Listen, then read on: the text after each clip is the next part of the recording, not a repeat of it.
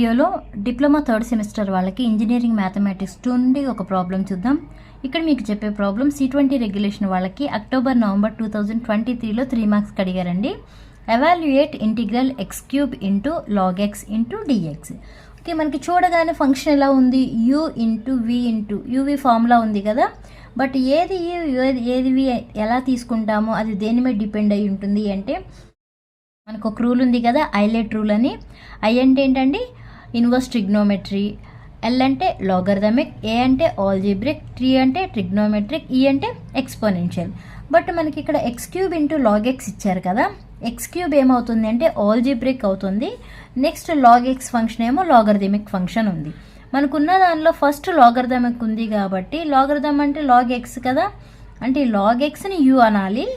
Next X cube అనేది algebraic function కాబట్టి దీన్నేమో వి అనాలి.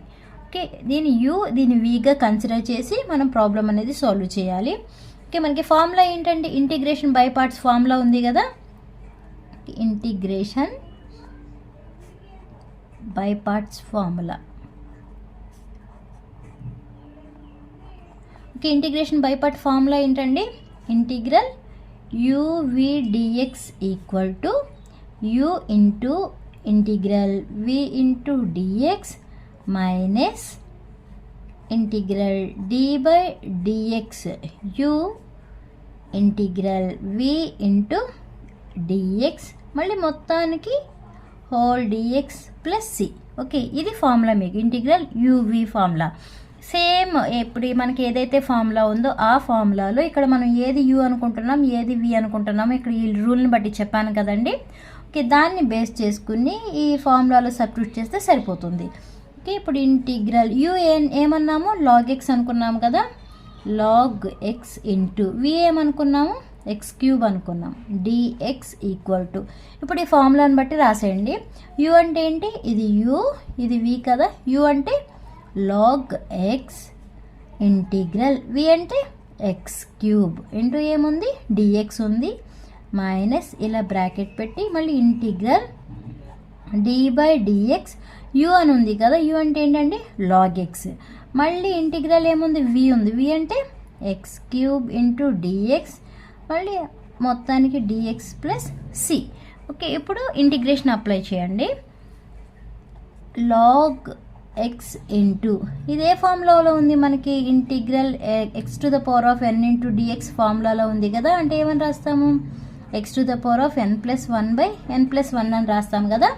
అలా కన్సిడర్ చేసుకుంటే ఇది ఇప్పుడు ఈ ప్లేస్లో ఏమని రాయొచ్చు, x to the power of 4 by 4 అంటే ఇక్కడికి ఇంటిగ్రేషన్ చేసాము. నెక్స్ట్ మైనస్ ఇక్కడ చూడండి d by dx log x formula ఏంటండి, d by dx log x equal to formula 1 by x. Okay, ఇలా బ్రాకెట్ ఓపెన్ చేసి నేను ఓన్లీ ఈ ప్లేస్లో ఈ ఫార్ములానే రాశాను. D by dx equal to ఏంటి 1 బై అంటే ఇంటిగ్రల్ 1 బై ఎక్స్. నెక్స్ట్ ఇక్కడ ఏముందండి ఎక్స్ క్యూబ్, సేమ్ ఇదే ఫార్ములా కదా, అంటే దీని ప్లేస్లో కూడా ఏమని రాయొచ్చు మనం, X to the power of 4 by 4 మళ్ళీ ఓవరాల్గా డిఎక్స్ ప్లస్ సి అని రాయాలి. ఓకే, నెక్స్ట్ ఇక్కడ ఏమని రాస్తున్నాను, x to the power of 4 by 4 ఉంది కదా, ఇది స్టార్టింగ్ రాసేస్తున్నాను. X to the power of 4 by 4 log x minus ఇక్కడ 1 బై 4 ఉంది కదా, నేను అది ఇలా బయటికి తీసుకొచ్చేస్తున్నానండి. రిమైనింగ్ ఉన్నది ఏంటి, ఇక్కడేమో ఎక్స్ ఉంది, ఇక్కడేమో X to the power of 4 ఉంది, అంటే ఒక ఎక్స్ క్యాన్సిల్ అయిపోతుంది కదా. రిమైనింగ్ ఉన్నది ఏంటి, ఎక్స్ క్యూబ్ ఉంది, ఇక్కడ డిఎక్స్ ఉంది కదా, dx plus c. Okay, next x to the power of 4 by 4 log x minus 1 by 4 into ఇది కూడా ఏ ఫామ్లో ఉంది, integral x to the power of n into dx form ఉంది కదా. ఆ ఫామ్లో ఏంటండి x to the power of n plus 1 by n plus 1 కదా, అంటే అప్పుడు ఏమవుతుంది x to the power of 4 by 4 అవుతుంది ప్లస్ సి.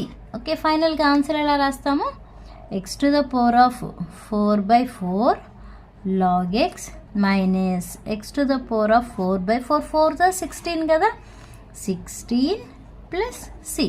ఓకే, ఇదే ఆన్సర్. ఇది 3 మార్క్స్కి అడిగారండి. ఈ వీడియో అర్థమైతే లైక్ చేయండి, షేర్ చేయండి, అలానే సబ్స్క్రైబ్ చేయండి. Thanks for watching.